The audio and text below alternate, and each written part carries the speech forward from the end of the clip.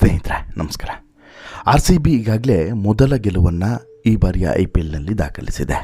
ಮೊದಲ ಆಟದಲ್ಲಿ ಮೊದಲ ಗೆಲುವೇ ಆರ್ ಸಿ ಬಿದಾಗಿದೆ. ಸನ್ರೈಸರ್ಸ್ ಹೈದರಾಬಾದನ್ನು ಹೊಡೆದು ಉಳಿಸಿರುವಂತಹ ಆರ್ ಸಿ ಬಿ ಈಗ ಹೊಸ ಮಾಲೀಕತ್ವವನ್ನು ಪಡೆಯುವಂಥ ಹುಮ್ಮಸ್ನಲ್ಲಿದೆ.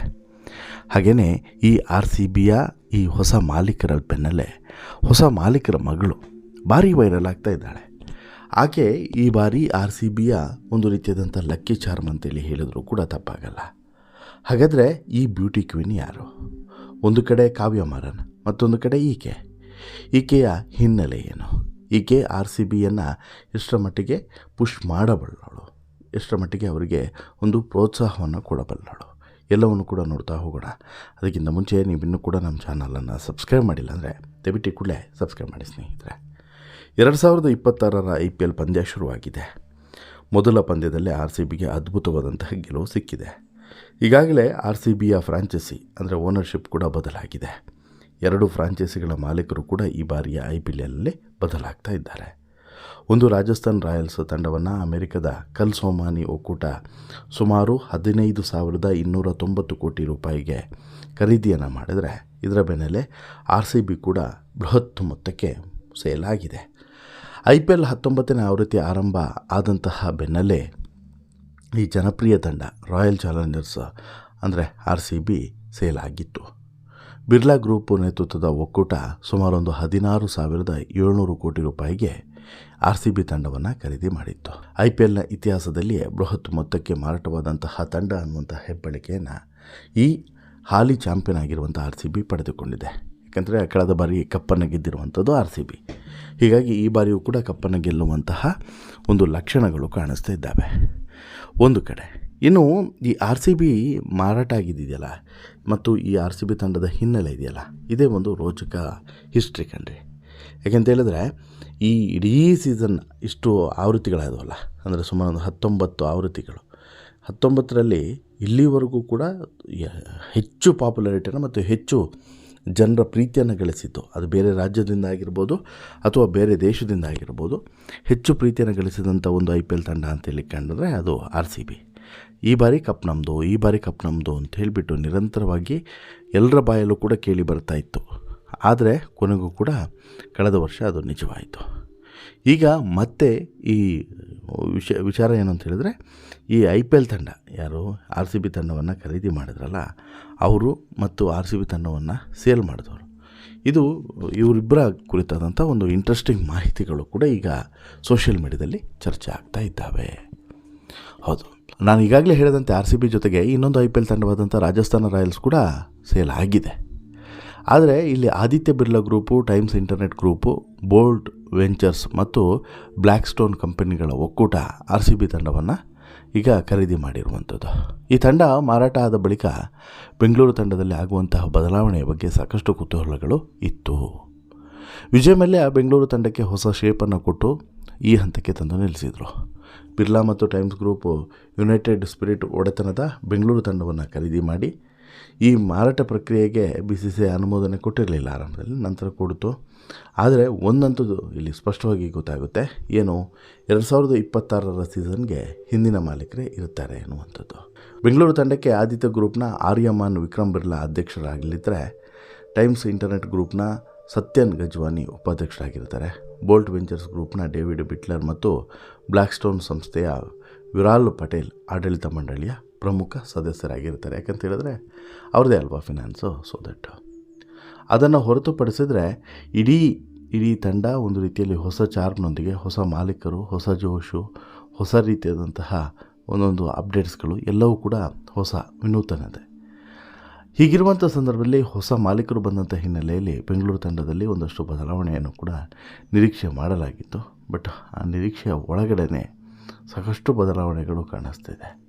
ಅಂದರೆ ಒಂದು ಕ್ಲಿಯರಾಗಿ ಗೊತ್ತಾಗ್ತಿದೆ, ಏನು ಈ ಬೆಂಗಳೂರು ತಂಡ ಈ ಬಾರಿ ಗೆಲ್ಲೋದಕ್ಕೋಸ್ಕರ ಏನೆಲ್ಲ ತಯಾರಿಗಳನ್ನು ಬೇಕು ಎಲ್ಲವನ್ನು ಕೂಡ ಮಾಡಿಕೊಳ್ತಾ ಇದೆ ಅಂತೇಳಿ. ಈ ಬಾರಿಯೂ ಕೂಡ ಕಪ್ ನಮ್ಮದೇ ಆಗಬೇಕು ಅನ್ನುವಂಥದ್ದು ಹೇಗೆ ಬೆಂಗಳೂರು ತಂಡದ ಅಭಿಮಾನಿಗಳ ಬೇಡಿಕೆನೋ, ಹಾಗೆಯೇ ತಂಡದ ಆಟಗಾರರು ಮತ್ತು ಈ ಇಡೀ ಕಂಪ್ಲೀಟ್ ಟೀಮ್ ಏನಿದೆ, ಮಾಲೀಕರಿಂದ ಹಿಡಿದು ಪ್ರತಿಯೊಬ್ಬರದ್ದು ಕೂಡ ಇದೇ ಆಸೆ ಅನ್ನೋದರಲ್ಲಿ ಡೌಟ್ ಇಲ್ಲ.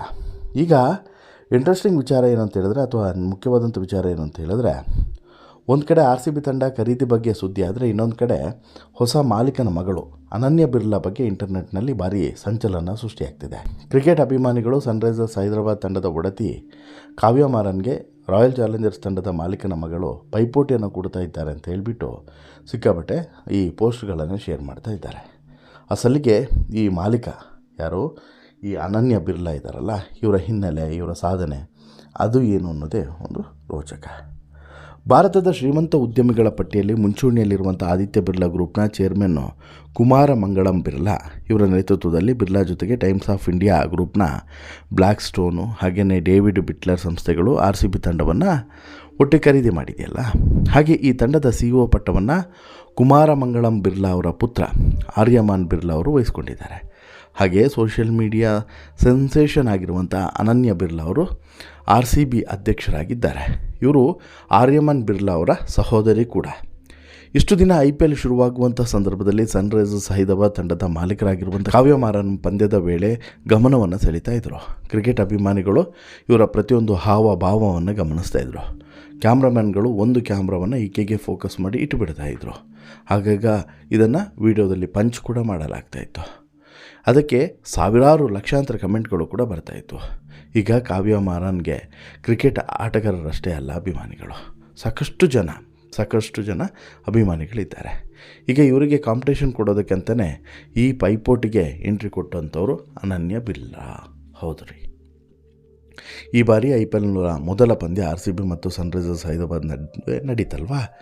ಆ ಪಂದ್ಯದಲ್ಲೂ ಕೂಡ ಚಿನ್ನಸ್ವಾಮಿ ಕ್ರೀಡಾಂಗಣದಲ್ಲಿ ಈಕೆಯದ್ದೇ ಇದೊಂದು ಗಮನ ಸೆಳೆಯುವಂಥ ನೋಟವಾಗಿತ್ತು. ಅನನ್ಯ ಬಿರ್ಲಾ ಕೂತ್ಕೊಂಡು ಇಡೀ ಮ್ಯಾಚನ್ನು ಕಣ್ತುಂಬಿಸಿಕೊಂಡಿದ್ದಾರೆ. ಅಭಿಮಾನಿಗಳು ಒಂದು ಕಡೆ ಕಾವ್ಯ ಮಾರನ್, ಮತ್ತೊಂದು ಕಡೆ ಅನನ್ಯ ಬಿರ್ಲಾ ಇವರಿಬ್ಬರನ್ನು ಕೂಡ ಒಟ್ಟಿಗೆ ನೋಡಿ ಖುಷಿ ಪಟ್ಟಿದ್ದಾರೆ ಅಂತಲೂ ಕೂಡ ಹೇಳ್ಬೋದು. ಇನ್ನು ಅನನ್ಯ ಬಿರ್ಲಾ ಕೇವಲ ಸೌಂದರ್ಯದಲ್ಲಿ ಅಷ್ಟೇ ಅಲ್ಲ, ಇವರ ಹಿನ್ನೆಲೆ ಕೂಡ ಅಷ್ಟೇ ಅದ್ಭುತವಾಗಿದೆ. 1994ರಲ್ಲಿ ಜನಿಸಿದಂಥ ಈಕೆ ಅಮೆರಿಕನ್ ಸ್ಕೂಲ್ ಆಫ್ ಬಾಂಬೆಯಲ್ಲಿ ಶಿಕ್ಷಣವನ್ನು ಪಡೀತಾರೆ. ತಮ್ಮ 17ನೇ ವಯಸ್ಸಿನಲ್ಲಿ ಉದ್ಯಮಿಯಾಗಿ ಗುರುತಿಸಿಕೊಳ್ತಾರೆ. ಗ್ರಾಮೀಣ ಮಹಿಳಾ ಉದ್ಯಮಿಗಳ ಸ್ವತಂತ್ರ ಮೈಕ್ರೋಶಿಪ್ ಕಂಪನಿಯನ್ನು ಶುರು ಮಾಡ್ತಾರೆ. ಇದು ಯಶಸ್ವಿಯಾಗ್ತೂ ಕೂಡ. ಹಾಗೆಯೇ ಕಾಮರ್ಸ್ ಕಂಪನಿ ಇಕೈ ಅಸೈ ಅನ್ನುವಂಥ ಕಂಪನಿಯನ್ನು ಕೂಡ ಆರಂಭಿಸ್ತಾರೆ. ತಮ್ಮ ಉದ್ಯಮವನ್ನು ಯಶಸ್ವಿಗೊಳಿಸ್ತಾರೆ. ಇಷ್ಟೇ ಅಲ್ಲದೆ ಗಾಯಕಿಯಾಗಿಯೂ ಕೂಡ ಗುರುತಿಸಿಕೊಂಡಿದ್ದಾರೆ ಅನನ್ಯ ಬಿರ್ಲಾ. ಇನ್ನು ಇನ್ಸ್ಟಾಗ್ರಾಮ್ನಲ್ಲೂ ಕೂಡ ತುಂಬ ಆ್ಯಕ್ಟಿವ್ ಆಗಿದ್ದಾರೆ ಈಕೆ. ಹೀಗೆ ಎಲ್ಲ ಕ್ಷೇತ್ರದಲ್ಲೂ ಕೂಡ ಇರುವಂಥ ಈಕೆ ಇನ್ನು ಕ್ರಿಕೆಟ್ ಕ್ಷೇತ್ರಕ್ಕೂ ಕೂಡ ಕಾಲಿಟ್ಟಿದ್ದಾರೆ. IPLಗೂ ಕೂಡ ನಿರಂತರವಾಗಿ ಬರಲಿದ್ದಾರೆ. ಈ ಮೂಲಕ ಆರಂಭದಲ್ಲಿ ಪ್ರೀತಿ ಜಿಂಟಾ, ಅದಾದ ಬಳಿಕ ಕಾವ್ಯ ಮಾರನ್, ಈಗ ಅನನ್ಯ ಬಿರ್ಲಾ. ಇವರು ಈ IPL ಲೋಕದ ಹೊಸ ಕ್ರಶ್ಗಳು ಅಂತ ಹೇಳಿದ್ರು ಕೂಡ ಸುಳ್ಳಾಗಲ್ಲ. ಬಟ್ ಅನನ್ಯ ಬಿರ್ಲಾ IPL ಮ್ಯಾಚ್ಗೆ ಅಥವಾ ಈ RCB ತಂಡವನ್ನು ಮತ್ತಷ್ಟು ಇನ್ನಷ್ಟು ಪ್ರೋತ್ಸಾಹ ಕೊಡೋದಕ್ಕೆ ಯಾವ ರೀತಿಯಾಗಿ ಸಹಾಯವನ್ನು ಮಾಡಬಹುದು ಅನ್ನೋದು ಈಗಿರುವಂತಹ ಕುತೂಹಲ.